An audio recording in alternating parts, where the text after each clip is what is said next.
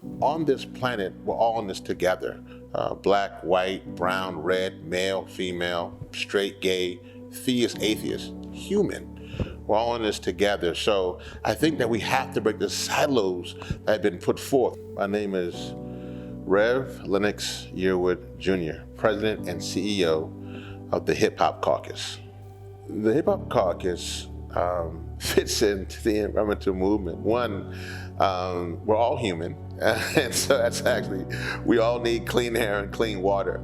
So we kind of fit in just because of those important factors. But I think even more importantly, we fit in because we lift up the issues of young people and people of color to be at the forefront of this conversation.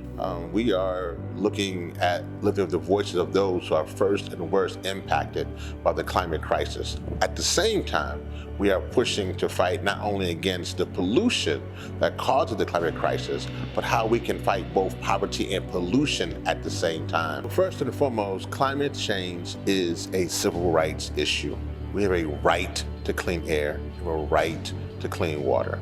And so what we can learn from this rights movement is their tenacity, their will not to give up, their will not to conform, their will to confront the issues head on. That same kind of mentality, that will to put your body against the gears of the machine and bring it to a grinding halt, that mentality from the civil rights movement is what we need right now, to be uncompromisingly fighting for justice and fighting for our planet and fighting for future generations. But secondly, they understood the power of legislation.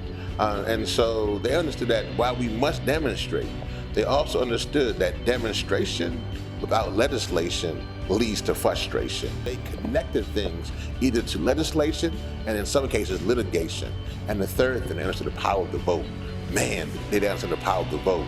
Even though a lot of times their vote wasn't protected and they were still fighting for their vote to count in many places, they still understood the power of the vote. They understood what that meant, and so they didn't give it away.